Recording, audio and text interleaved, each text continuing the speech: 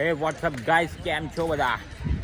બધાને જય માતાજી, જય દ્વારકાધીશ ને જય રામાપીર.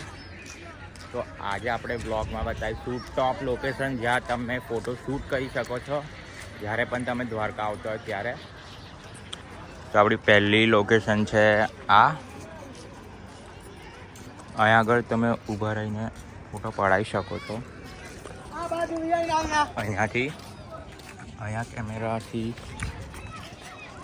અહીંયા આગળ ફોટા પાડી શકો છો. જો અમે અર્લિયર પાડ્યા જ છે અહીંયા આગળ. તો અહીંયા કંઈક આવું રિઝલ્ટ આવે છે. પછી બીજી જગ્યા છે, બીજી તમે અહીંયા ગાય જોડ ફોટા પાડી શકો છો.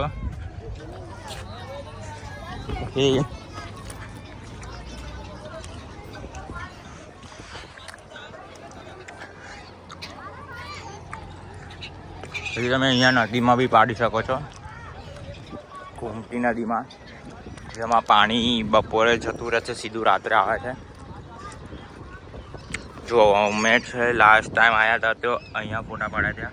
આ જે પથ્થર છે ત્યાં ફોટા પાડ્યા હતા. પેલી આંટી ઊભી છે ત્યાં, તે પથ્થર પર કંઈક આવું રિઝલ્ટ આવે છે. બીજી લોકેશન છે અહીંયા,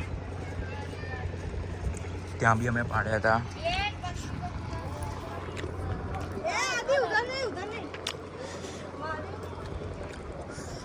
બીજી લોકેશન છે જ્યાં તમે ફોટો પાડી શકો છો એ અહીંયા છે. આ દાદરા પર બેસીને બી પાડી શકો છો. અહીંયા બી મેં પાડ્યા હતા. એનું રિઝલ્ટ પણ સારું આવે છે. પણ એ ફોટા મેં 12 વાગે પાડ્યા હતા. તો તમે અહીંયા પાડવાના હોય તો સવારના મોર્નિંગ સેશનમાં આવજો, તમારા ફોટા સારા આવે. બીજું તો આપણા બીજા મિત્રો છે ત્યાં ગયા છે. આપણે ત્યાં જઈને તમને બતાવું કયા બેન્ચ ઉપર સારા ફોટા આવે છે. એ તો આવી રહ્યો છે આ પથ્થર, એ પથ્થર પણ બી સારા આવે છે. પણ અહીંયા તમારે બપોરે પાડવા પડશે.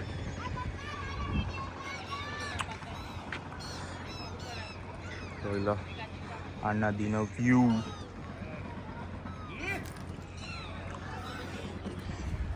અહીંયા કેમેરાવાળા પણ અવેલેબલ છે.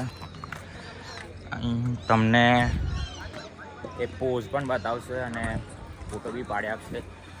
જેનો પ્રાઇસ એપ્રોક્સ 30 રૂપિયા હોય છે એક ફોટાનો. તમે એમને પણ કોન્ટેક કરી શકો છો.